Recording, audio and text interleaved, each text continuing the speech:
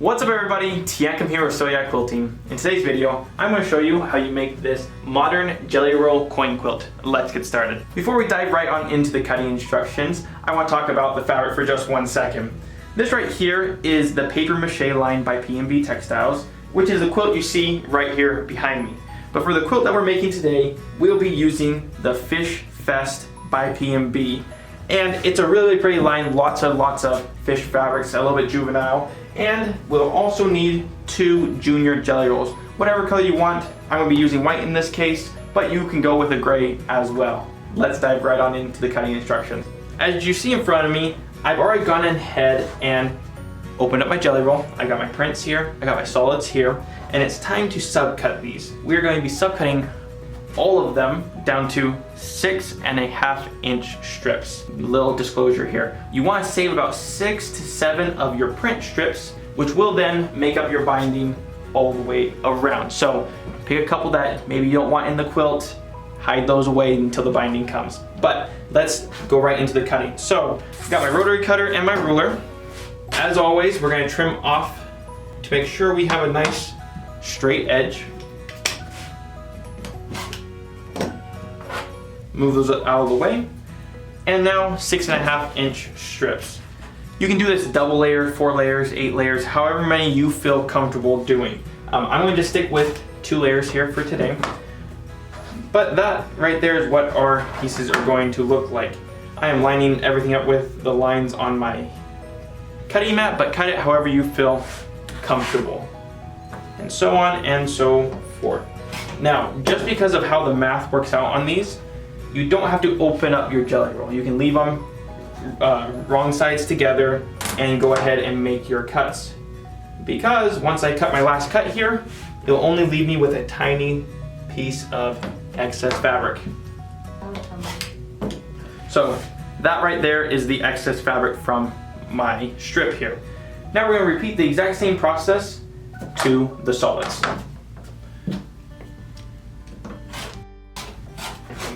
So now let's talk about the block construction. There's a couple different ways to do this. Now, the first way is as you see behind me. We didn't follow any rhyme or reason when we started putting our blocks together. I did a print block, a solid block, a print block, but the prints were not the same, just random there. And then on your next block, you do a solid, print, solid, so it's always the vice versa of everything. On this project, what I'm going to be doing is I'm going to do a print, a solid, and then another print, but I'm going to make sure that my prints are the exact same. This will give it a different look. This one gives it a nice scrappy look. The other one will make them look more like a T shape or some other designs as you put them together, but I'll show you what that looks like. Now, to sew this together, we're going to put right sides together, starting from our right end. Make sure we're lined up pretty good, and sew our 1/4 inch seam all the way down.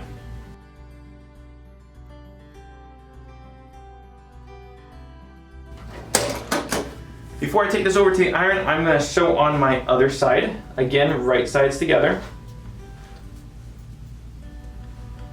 And sew all the way down.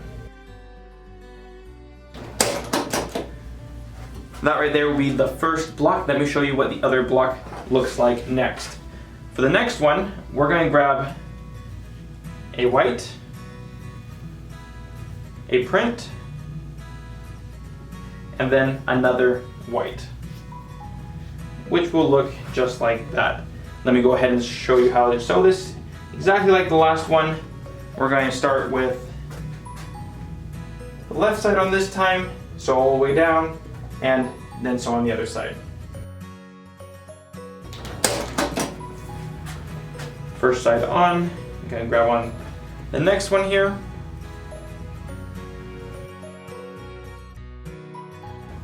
Now I'm going to take both of my blocks to the ironing board and iron these completely flat. Now, remember, since we have a really light side, we want to press everything to the dark side, making sure that we don't see the seams through the white here. I'm going to do that right now. Now you're going to see that there's a bunch of different block constructions that we can do.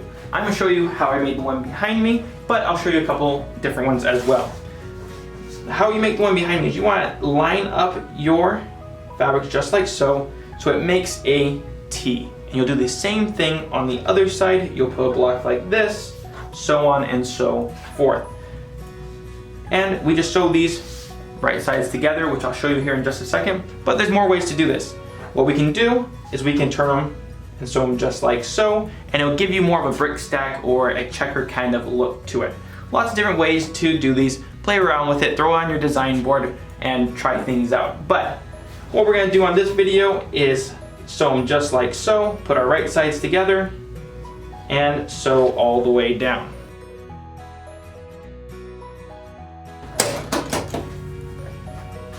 And what I'm going to do is I'm going to just give this a really nice finger press.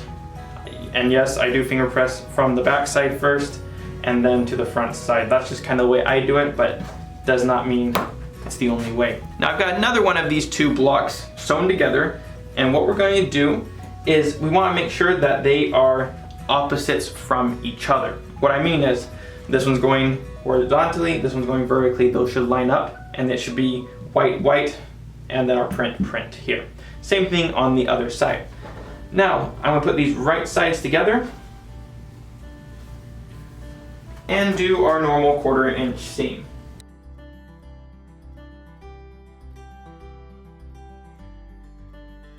One thing I do want to note on this, okay?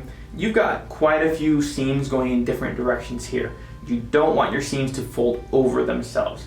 If it does, it's not that big of a deal, but sometimes you can see it in the quilt. You'll have like a little pucker on it. So do the best you can. Make sure your seams don't flip over. And once you've now added all 4 blocks together, it makes the final block, which looks just like this. You make a bunch of these blocks, put them all together, put them in rows, put them in, you can make a table run out of it, you can make so many different things. But what I did was I just kept adding on more blocks to more blocks and made them into rows, just like this quilt, and finished it off. And let me show you what that quilt looks like.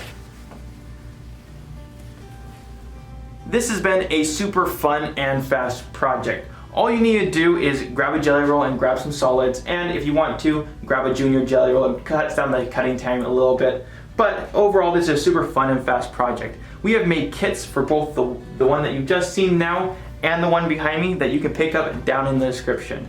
But if you've liked this video, hit the like button, subscribe to our channel, and don't be afraid to share it with your friends. As always, we're going to leave instructions on how to make this project down in the description below. My name's Teancum, teaching how to sew like a pro. We'll see you here next week at Sew Yeah Quilting.